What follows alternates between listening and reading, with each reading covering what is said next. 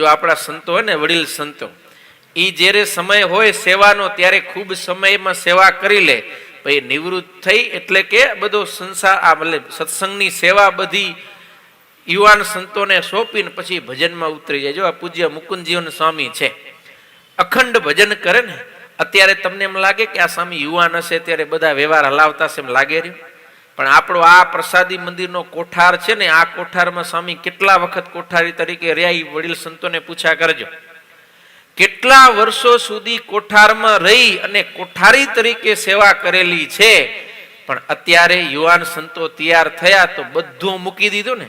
કોઠાર સામે લમણો નથી વારતા, હું હાલે રહ્યું, અમે આવું હલાવતા, હવે આ સાધુ બધા બગાડી નાખતા હશે તો એમ થાય કોઈ દી? એ એનું ભજન કરવાનું છે, એ ભજન કરે તો એનું કેટલું માન છે. આપણે બધા આવીને સ્વામીને પગે લાગી વંદન કરી, આપણા હૃદયમાં અહોભાવ છે. કેમ? તો કે એ સમય પ્રમાણે જ્યારે સમય હતો ત્યારે શારીરિક સેવા સત્સંગની ખૂબ કરી, સંતો હરિભક્તો ઠાકોરજીને રાજી કર્યા, અને હવે સમય થયો તો સામેથી છોડીને જ ભગવાનના ભજનની અંદર લાગી ગયા. પૂજ્ય હરિવરદાસજી સ્વામી કેવડો મોટો સત્સંગનો વ્યવહાર કરતા, ભુજ મંદિરના કોઠારી તરીકે અનેક વખત રહેલા છે, ટ્રસ્ટી પદે રહેલા છે.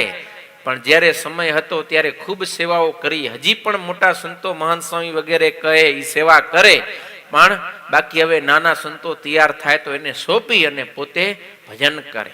તો એ સામેથી છોડે તો એનું માન, એનો આદર ભાવ વધે છે.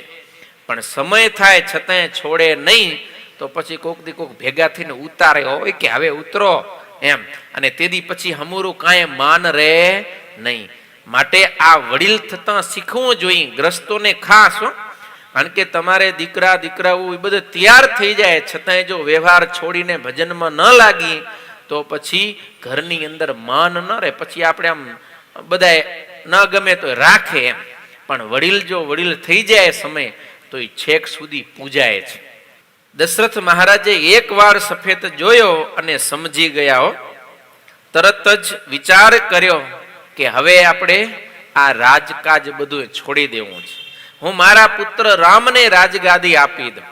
અને સમય જતા જે છોડી દે ને એની પછી કિંમત વધે, એનું માન વધે.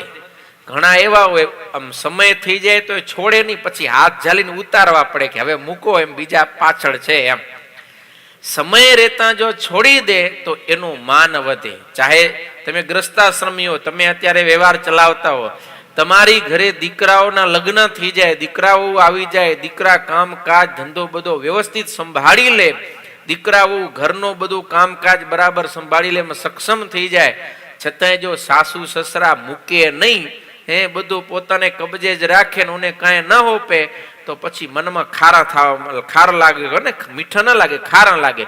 અમે પડ્યા અહીં તો અમારે શું કરવાનું, અમને કાંઈ નહીં, બસ ઘેઢા થયા તો મૂકતા નથી. મનમાં એને ભાવ ન રહે. પણ સમય રહેતા જો એ છોડી દે, સોંપી દે તો એનું માન વધે. અને પછી વડીલ બની સમયે માર્ગદર્શન આપે, ધ્યાન રાખે, એને જેવી જરૂરિયાત હોય એ પ્રમાણે સમજણ આપે, એવું બધું કરવાથી વડીલનો ધર્મ રહે. માટે આ દશરથ મહારાજાના જીવનમાંથી શીખી કે એણે સંકલ્પ કર્યો કે હવે રામ યોગ્ય છે ને તો હું રામને રાજગાદી સોંપી દઉં. પણ વિચાર કર્યો કે હું ગુરુ વશિષ્ઠજીને પૂછીને કરું. હવે જો આ કાર્ય કેવું કહેવાય? વ્યવહારિક કાર્ય છે ને, આમાં કઈ ધર્મ સંબંધી નથી. શું છે? વ્યવહાર. પોતે રાજા છે ને પોતાના દીકરાને વારસદાર બનાવો છે, પોતે જાતે કરી શકે ને, પણ છતાંય નહીં, હું મારા ગુરુને પૂછી અને પછી કરું. આ પણ શીખવા જેવું છે કે આપણે સત્સંગમાં કંઈક આધ્યાત્મ માર્ગે આગળ વધવું હોય તો આપણે ગુરુજનોને પૂછીએ, એનું માર્ગદર્શન લઈએ. પણ કંઈક વ્યવહારિક કામકાજ હોય ને તોય આપણે વડીલ સંતોને, ગુરુજનોને પૂછીએ. મા બાપને, વડીલો હોય એને પૂછીએ. એને પૂછવાથી આપણને સારું માર્ગદર્શન મળે.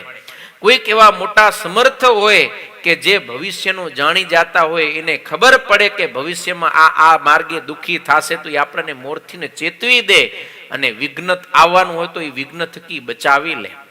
માટે વ્યવહારિક કામકાજ હોય કે ધર્મ સંબંધી કામકાજ હોય, પણ હંમેશા ગુરુજનોને, માતા પિતાને, વડીલોને પૂછા કરીને પછી જ કરવું જોઈએ. આપમેળે ન કરવું. અને ઘણા તો એવું પેલો પોતાની રીતે આદરી લે, બગાડી નાખે ને પછી પૂછવા આવે, હવે તું બગાડ્યું તો તું સુધાર, હવે અમે શું કરવા સુધારી દઈ. માટે ગુરુજનોને પૂછી એની રજા લઈ અને પછી આપણે કાર્ય કરવું. આજે દશરથ રાજા ગુરુ વશિષ્ઠ ઋષિના આશ્રમમાં આવ્યા છે ને પૂછે છે કે ગુરુદેવ, મારા મનમાં આવો વિચાર છે કે હવે હું આ રાજકાજ છોડી રામને રાજકારભાર સોંપી અને પછી હું ભગવાનના ભજનમાં લાગી જાઉં. એટલે વશિષ્ઠ ઋષિએ કીધું કે અરે રાજન, આ તો તમે બહુ સારું વિચાર્યું છે. ત્યારે દશરથ રાજા કે ગુરુદેવ, મારે હવે આ બધું છોડીને ભગવાનના ભજનમાં લાગવું છે, તો તમે મને સારું મુહૂર્ત જોઈ આપો કે હું રામને રાજગાદી સોંપી અને ભજનમાં ક્યારે લાગુ. અને એ સમયે વશિષ્ઠ ઋષિ કહે છે, બેગી વિલંબ ન કરીએ નૃપ સાજઈ સબુજી સમાજ. હે રાજન, તમે વિલંબ ન કરો, તમારે ભગવાનના ભજનમાં ઉતરવું છે તો જ્યારે તમને સંકલ્પ થયો ને ત્યારથી જ શરૂઆત કરી દો. કારણ કે સુદીનમ સુમંગલમ તબહી જબ રામ હોય યુરાજ. સૌથી સારામાં સારું મુહૂર્ત ઈ છે, સારામાં સારો દિવસ ઈ છે કે જ્યારે રામ છે ને રાજગાદી બેસે. માટે એમાં મુહૂર્ત જોવાની જરૂર નથી. જ્યાં રામ છે ત્યાં સ્વયં બધા મૂર્ત રામને તો આધીન છે. ને એમાં તમે ભજનમાં ઉતરવાની વાત કરો છો ને એમાં તમે શુભ મુહૂર્તની રાહ જો. તમે ભજન ચાલુ કરો, એ જ સૌથી મોટા મોટું શુભ મુહૂર્ત છે. હા,